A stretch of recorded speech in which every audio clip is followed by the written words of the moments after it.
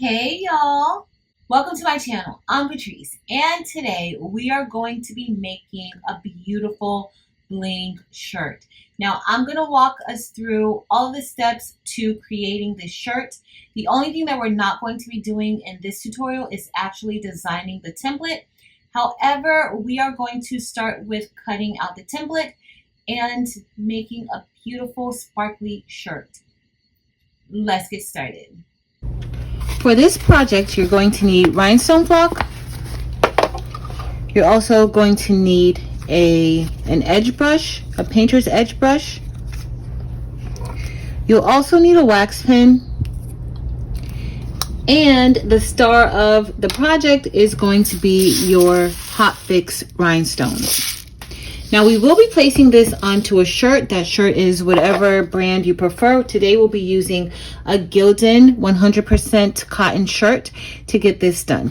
And our cutter is going to be the Cricut Maker 4. However, this can be done on any vinyl cutter, okay? So let's get ready to start it. Alright guys, so now we're inside of Cricut Design Space and we're going to import the files that we will be cutting. Now you can get files from Creative Fabrica. I also have a site, Craftable Things, in addition to my Etsy shop where you can purchase some bling designs from there.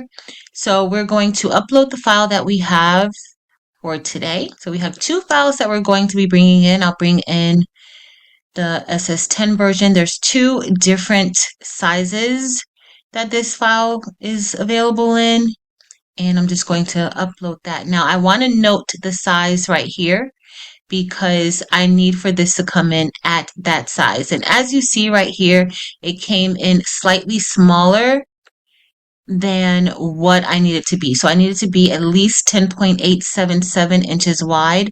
So I'm going to go up here and just change that to 10.877. And let's see what the height adjusts to, because we have our proportions locked. And so that changed it to 5.924. Now let's see if that is what it should be. All right, so if I just double click onto the file name, we'll see that that is the correct size. So 10.877 by 5.924. This is very important because if it is not the correct size, then your holes will cut out smaller or possibly larger than what they should, which may make it difficult for you to be able to brush those stones in. All right, so here we have our image. Now I'm just going to right click and ungroup, because this comes in two different parts. We have the red layer and we have the black layer, okay? So we're going to cut these separately. All right, so we can cut it on the same mat, but we don't want to cut them. We don't want to send it to the cutter all together like this, okay? So I'm just going to move that down. I'm then going to create a bounding box around both parts. Okay, so let's change this to red so that we can have a better color. I'm going to go ahead and make a copy of that box for when we get ready to place it on the other portion. All right, so here we're going to unlock this, and I am just going to cover that image, and we're going to send that to the back. So I'm right clicking and clicking send to back. All right, so we can make this a little bit smaller. All right, and this is just going to create a border around the design, which I feel just makes it a lot cleaner and easier to use, okay? So the next thing I'm going to do is I'm going to select both that red border and the image, and we're going to select attach. Now we're going to do the same thing for the other portion, and I'm just going to do the same thing, unlock it. With rhinestones and designs, if we were doing vinyl and we wanted two different colors, then we would definitely need to have two different mats. However, with this particular image, as long as both of these can fit onto the same mat, we should be fine. We can just cut it out all together, okay? Now, it may or may not be able to fit, but we'll see, right? That looks good. Now we're just going to select both of these, and I'm going to right click, and we're going to attach it. And we're going to change that color. Let's change it to red so we can see it. everything looks pretty good. Now we're going to get ready and we're going to cut this out. Let's click make it. And it's going to be on a mat. We're going to select confirm. And as you see, they both can't fit. All right, guys, so let's get ready. And we don't need to mirror this or anything. It's going to cut as is. So let's select continue. And we will be using the medium cardstock setting. Okay, so I'm just going to go ahead and select medium cardstock. We're going to then get ready to head over to our machine. Okay, that's all we need to do. All right, guys, our light is blinking. We already placed our flock onto a standard grit mat, and we're going to get ready to load this in.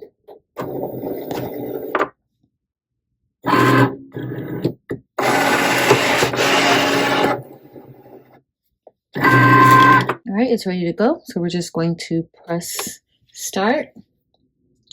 And this is going to cut out the first part of the template. Remember, this template is in 2 pieces.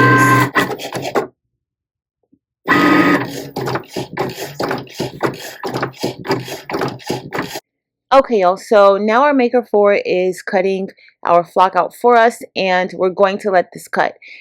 In total for this first part, it took about 18 minutes to cut the first part of the template.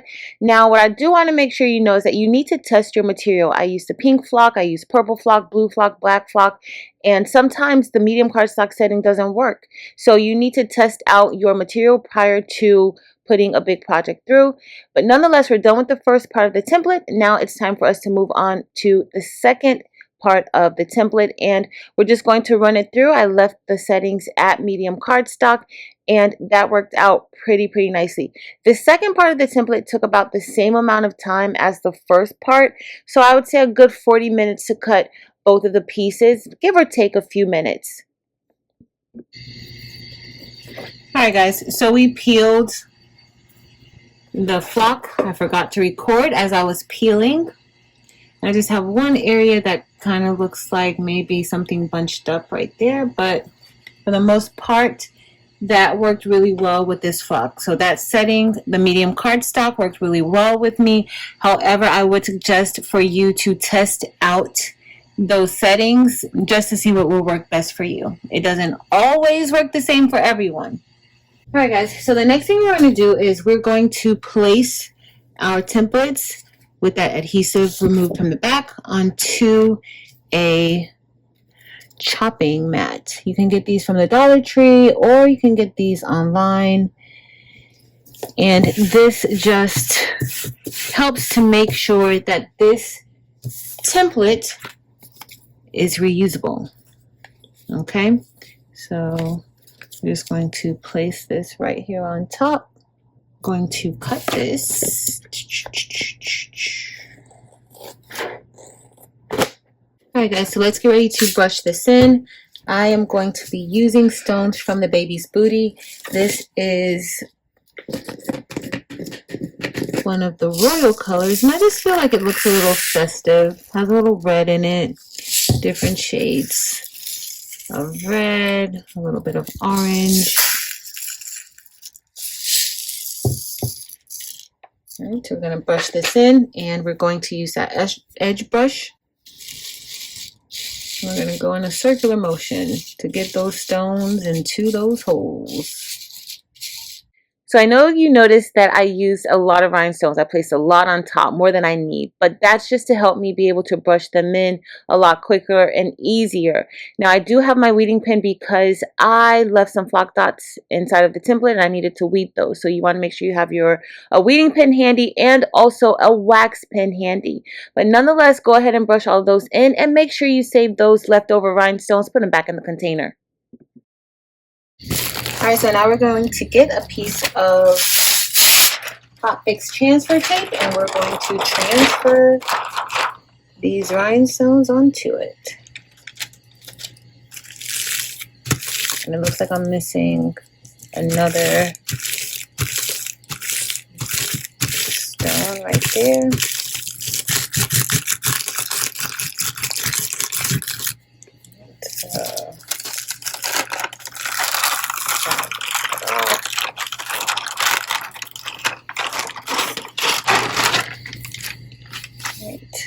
I'm just going to place 2 right here because it looks like 2 that I need. We're going to put the backing back on it. And then we will set this to the side until we're ready to press it onto our shirt.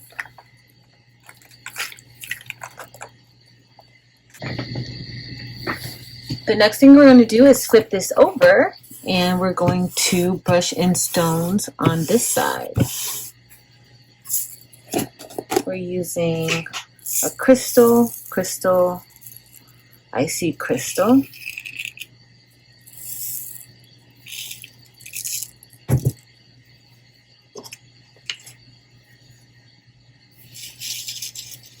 I'm just brushing it in the same way we brushed in the other side.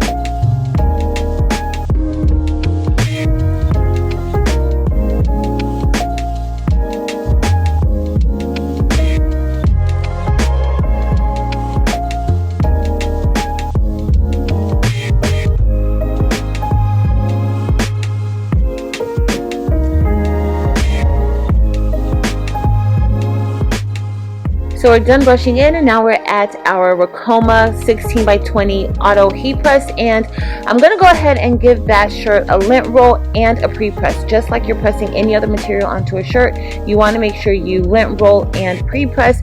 So now we're going to get ready and place the template on top, and I generally just like to see where I'm going to place it, especially when I have a multi-layered design. I want to be very, very careful with placement and making sure that it fits correctly. So we went ahead and placed this on there. The adhesive is sticky, or the transfer tape is sticky, so it'll stay in place. And we pressed this at 325 degrees for 25 seconds with medium pressure.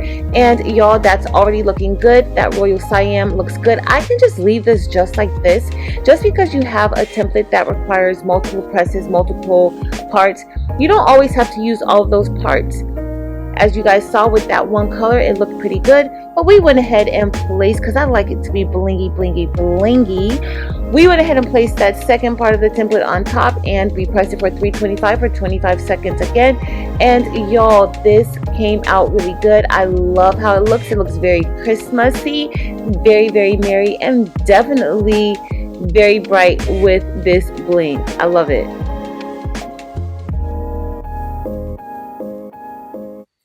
All right, y'all, so we're all done with cutting out our rhinestone template with our Cricut Maker 4.